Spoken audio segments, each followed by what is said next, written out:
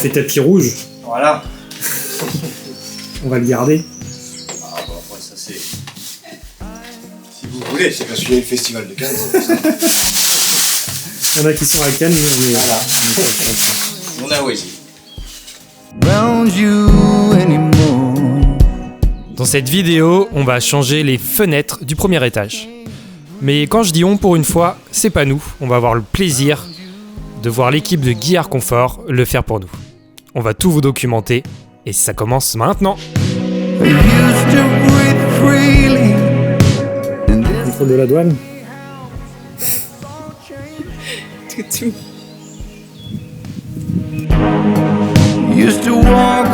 Et tout commence par une bonne préparation. Tout a été protégé pour ne rien abîmer. Bon, même si ici la pièce n'est pas encore rénovée. Celle-ci, c'est la plus ancienne de la maison, donc on n'en a pas beaucoup des comme ça. C'est celles qui ont 4 carreaux et on les adore et c'est pour ça qu'on a refait au rez-de-chaussée un peu à l'identique avec les 4 carreaux. Premièrement, pour avoir une harmonie, puisque là on en a avec une imposte, etc. Et deuxièmement, par rapport à l'entretien, puisque quand on a une imposte, et bah c'est hyper compliqué pour nettoyer à l'extérieur, alors que là quand on a 4 carreaux, on a juste à ouvrir la fenêtre et de venir nettoyer les carreaux, que ce soit côté intérieur ou extérieur. Sur cette façade-ci, et bah, c'est la même, avec 4 carreaux, sauf qu'on avait une petite espagnolette. Et par contre, si vous voyez, ils avaient mis un vitrage supplémentaire par-dessus pour couper du froid. Et cette fenêtre-là, c'est la catastrophe. Elle est bourrée de trous, on en a d'ailleurs plusieurs, donc à chaque fois, il y a un petit trou, un petit trou, un petit trou. Et sauf que ces petits trous-là, à chaque fois, au final, ça fait un énorme trou, et comme si on avait un énorme trou dans la maison, énorme courant d'air. Et d'ailleurs, ici, c'est là où on vivait avant d'être au rez-de-chaussée. On avait ici le petit espace où on mangeait, on avait la chambre derrière, ce qu'on appelait la chambre camping, chambre torchis, et la salle de bain qui est ici, je vais vous montrer la fenêtre. Et pareil, dans la salle de bain, trou dans les fenêtres, et donc à chaque fois qu'on se lavait, il faisait hyper froid. Quand il y avait du vent, on sentait l'air passer sous la fenêtre, et on avait l'air. On avait beau mettre le chauffage dans cette pièce-là l'hiver quand il faisait très froid, on avait 5 degrés dans la salle de bain, et on est resté comme ça pendant 2 ans et demi avant de faire la chambre et la salle de bain au rez-de-chaussée, puisque forcément c'était long ces chantiers sur tous les week-ends. Voilà, donc là on voit bien les petits trous. On pourrait même voir les arbres dehors. Ici aussi. Tout partout et aussi sur les côtés. Donc voilà, donc pas terrible. Ici, pareil, donc ça c'était la fenêtre de notre salle de bain à l'étage, avec les petits trous tout en bas. Voilà, tout est quand même assez pourri, hein. Celle de notre ancienne chambre, donc ce qu'on aimait beaucoup, c'était avoir la vue sur le parc depuis le lit. Et celle-ci, c'est une fenêtre PVC qu'ils avaient fait avec un poste. Donc c'est la seule fenêtre double vitrage qu'on avait de la maison à l'origine. Et en fait, c'était la fenêtre de la chambre de l'ancienne propriétaire.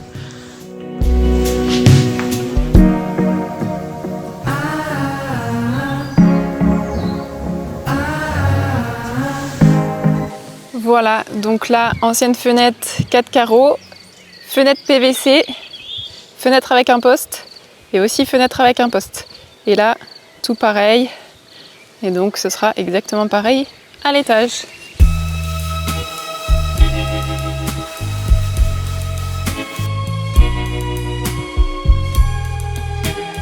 Is this the love mark? Those times I didn't know, I didn't cry, I was smart, but now it's like a fever high. Oh gosh, is this the love mark? These days I'm never blue, I think of you and my heart.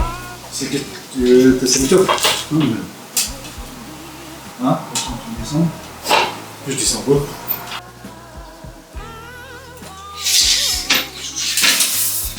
Attends, c'est la tienne. Hein? C'est la mienne? Non, la mienne, je me parle bizarre, Dorian.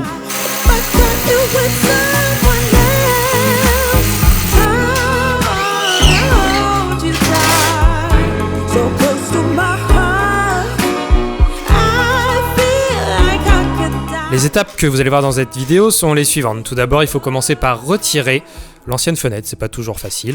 Ensuite, il faut poser le dormant, cette pièce en bois, ce carré en bois qui doit être bien droit, bien plan, parce que lui va venir accueillir ensuite les 2 vantaux qui sont détachés, puis montés séparément. Il faut être plusieurs parce qu'ils sont très très lourds, on parle ici de triple vitrage. To this forsaken lover, what if you never felt the same? A silly game played and lost. What if the fever fades and what remains is all in love and no part? I wanna hold you tight, so close to my heart. I feel like I could die if I catch you with someone else. If I catch you with someone else. Oui, c'est pour ce que je regarde. J'avais remis un coup un tanceau, puis avec du plan. Ah ouais. Là, elle va pas taper là-haut. C'est pas rare, ou alors il a fait peut-être un petit peu de place. Il y a du plâtre sous le linteau encore. Oui. Si vous voulez qu'on l'enlève, là? So close to my heart. I feel like I could die. Oh God, this is the love Qu'est-ce que tu nous fais? This is the love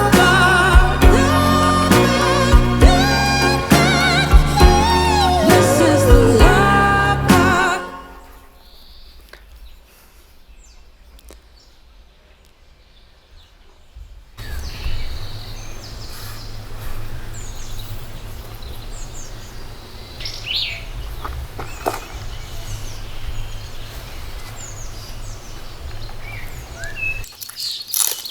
Donc ça en fait vous l'avez au mètre et après vous réadaptez à chaque fenêtre, c'est ça Par rapport à la claque qu'il nous faut. C'est pas préfet avec le dormant de la fenêtre. Non. Ok.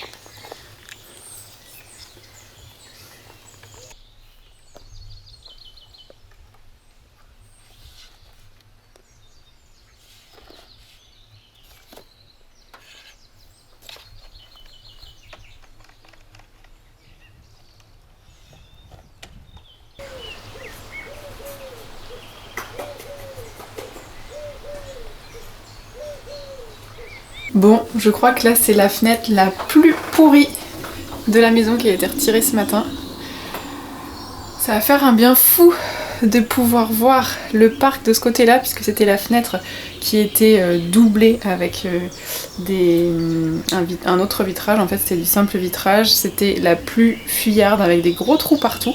Et c'est dans cette pièce-là qu'on mangeait avant, en fait, avant d'avoir la cuisine au rez-de-chaussée. Et donc là ça va être chouette, on a déjà une belle vue. Et après plus tard, ici, ce sera une chambre, la chambre d'amis qu'on fera à l'étage. Donc la vue est plutôt sympa.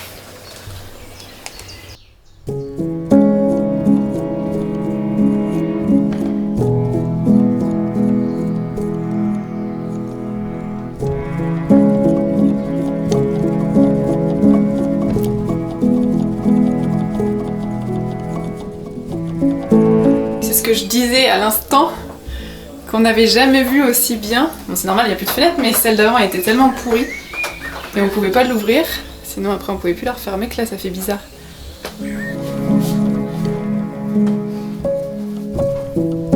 Alors vous commencez à nous connaître, vous savez qu'on aime bien faire par nous-mêmes et on fait rarement appel aux artisans. Mais là, le chantier était quand même colossal, 10 fenêtres à changer, un ensemble de presque 100 kilos par fenêtre. Fallait se rendre à l'évidence, valait mieux faire appel à des professionnels. Et on est très heureux parce que tout ça s'est fait dans la bonne humeur.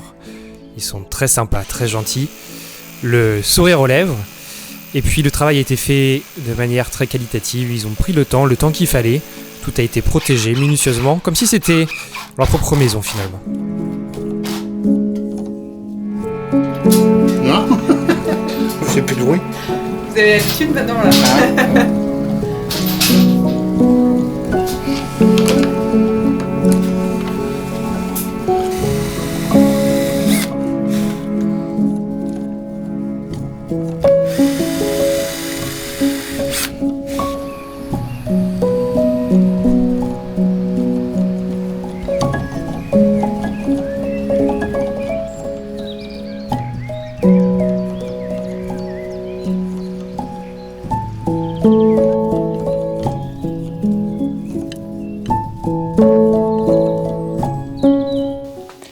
Bon, je vais vous montrer quand même la fenêtre là posée dans l'ancienne salle à manger de l'étage. Parce que c'est assez fou. Nous, on voyait jamais l'extérieur. Et la première fois qu'on le voit au travers de la fenêtre. Bon, alors les carreaux sont pas encore faits, hein, ils font toutes les finitions et après ils nettoient les vitres.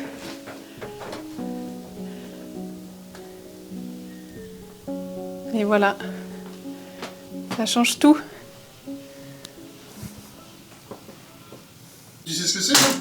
Ça, c'est des machins qui sont enfoncés là-dedans, puis ils mettent des pointes après. Ah bah oui, mais ça, c'est pas des machines bizarres, c'était comme ça avant. C'est des pommets, c'est pas toutes les mêmes. Non, c'est pas toutes les mêmes. Alors, pour vous expliquer notre choix, vous pouvez voir la fenêtre du premier étage au milieu est la fenêtre la plus ancienne de la maison. Comme le disait Audrey auparavant, elle n'a pas d'imposte fixe tout en haut. On s'est donc calqué sur ce modèle pour reproduire et changer l'ensemble des fenêtres. On est donc parti sur des fenêtres à petits carreaux, sans imposte. Le rez-de-chaussée a été changé il y a 3 ans maintenant. C'était du triple vitrage, bois à l'intérieur, alu à l'extérieur pour un souci d'entretien, de chez Internorm. Et on a donc fait appel à cette même entreprise et au même poseur pour le premier étage. Il faut savoir qu'on a la contrainte des bâtiments de France parce qu'on est dans les 500 mètres de l'église qui est protégée juste à côté. Et donc, ce changement de fenêtre est soumis à une déclaration préalable qu'il faut déposer à la mairie et qui est ensuite validée par les bâtiments de France. On a mis longtemps à choisir ce modèle de fenêtre parce que les alus extérieurs, les petits bois en alu sont travaillés, sont moulurés et donnent l'aspect des carreaux anciens finalement. Et quand les ABF nous ont donné leur accord, on était très heureux, on était contents de notre choix, ça confirmait qu'on s'était pas trompé. La façade va maintenant être plus harmonieuse avec toutes ces fenêtres au même motif, comme c'était au 18e.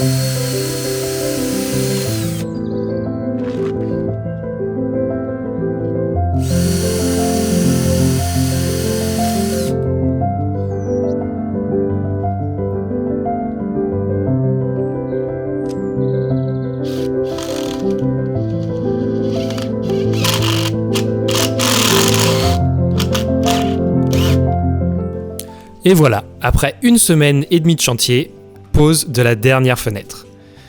On est très heureux du résultat. Il a fallu encore faire les petits raccords extérieurs, c'est-à-dire surtout les joints avec la maçonnerie.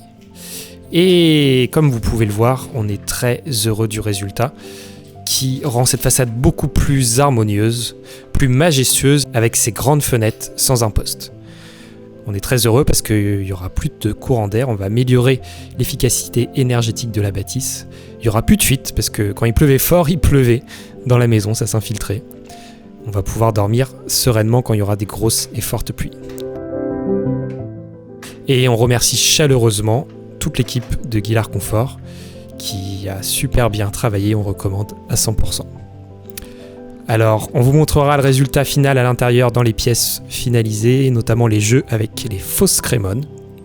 En tout cas, on espère que cette vidéo, un peu différente, ou pour une fois, c'est pas nous qui bossons, vous a plu.